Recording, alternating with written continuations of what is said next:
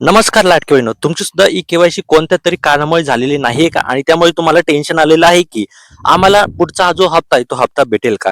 तर आज या व्हिडिओमध्ये मी तुम्हाला सगळी जी माहिती आहे ती सगळी माहिती डिटेल्स मध्ये सांगणार आहे. सरकारकडून मोठा निर्णय घेतला जातोय आणि तुमच्यासाठी पुन्हा एकदा संधी इथे येणार आहे.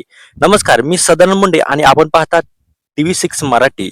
तर ताईंनो, मागील काही महिन्यांपासून खूप साऱ्या बहिणींच्या कमेंट्स येत आहेत. आमचे पैसे आलेले नाहीत, ई केवायसी झालेली नाही, स्टेटस काहीतरी वेगळंच दाखवत आहे. आणि खरं सांगायचं तर ही समस्या एक दोन लोकांची नाहीये, तर लाखो महिलांना असाच प्रश्न पडलेला आहे. आता याच सगळ्या समस्येवर सरकारने मोठा दिलासा दिलेला आहे. महिला व बालविकास मंत्री आदिताई तटकरे यांनी स्पष्ट सांगितलेलं आहे की 31 मार्च 2026 पर्यंत ई केवायसी साठी संधी दिलेली आहे आणि ज्या महिलांची ई केवायसी अजून झाली नाही त्यांच्यासाठी नवीन ऑप्शन सुद्धा दिला जाणार आहे. तुमचं काम अजून संपलेलं नाही, अजूनही तुमच्याकडे संधी आहे. आता एक गोष्ट समजून घ्या, हे निर्णय अचानक घेतले जात नाही. पूर्ण मंत्रिमंडळ बैठक होते, मुख्यमंत्री उपमुख्यमंत्री सगळे यामध्ये सहभागी असतात आणि त्यानंतरच असा मोठा निर्णय घेतला जातो. म्हणून ही माहिती 100% महत्वाची आहे. ताईंनो, सर्वात आधी एक गोष्ट लक्षात ठेवा, घाबरायचं नाही, टेन्शन सुद्धा घ्यायचं नाही, कारण सरकार स्वतः सांगत आहे की ज्यांची ई केवायसी राहिली आहे त्यांच्यासाठी पुन्हा संधी दिली जाणार आहे. आता सगळ्यात मोठा प्रश्न, माझी ई केवायसी झाली आहे की नाही हे कसं ओळखायचं? जर तुम्हाला नोव्हेंबर, डिसेंबर आणि जानेवारी या महिन्याचे पैसे मिळाले असतील तर तुमची केवायसी पूर्ण झालेली आहे. पण जर हे पैसे मिळाले नसतील तर तुमची ई केवायसी अजून बाकी आहे.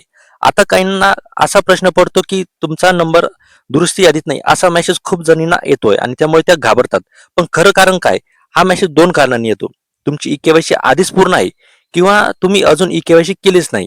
म्हणून फक्त मेसेज पाहून निर्णय घेऊ नका. जर तुमचे पैसे आले नसतील तर तुमचा तालुका महिला व बालविकास कार्यालयात जा, तो तक्रार अर्ज करा किंवा ऑनलाईन पोर्टलवर कंप्लीट करा. तसंच आधार बँक खात्याची लिंक आहे का ते तपासा. फॉर्म मध्ये काही चूक आहे का चेक करा. पोर्टलवर लॉग इन करून स्टेटस तपासा. कधी कधी काय होतं, चुकीचा पर्याय निवडला जातो, बँक लिंक नसते किंवा फॉर्म मध्ये टेक्निकल एरर असतो. या कारणामुळे तुमची ई केवायसी अडकू शकते. आता पुढचा सगळ्यात मोठे अपडेट, मंत्रिमंडळ लवकरच निर्णय घेणार आहे आणि त्यानंतर नवीन ई केवायसी पोर्टल सुरू होणार आहे. असा अंदाज काय आहे? एप्रिल, मे किंवा जून यामध्ये नवीन ऑप्शन सुरू होऊ शकतो. आता सुद्धा असं सांगितलं जात आहे की 31 डिसेंबर 2025 पर्यंत डेडलाईन होती, पण नंतर ती वाढवली गेली का? कारण महिलांनी तक्रारी केल्या, आंदोलन केले, म्हणून सरकारने पुन्हा संधी दिली.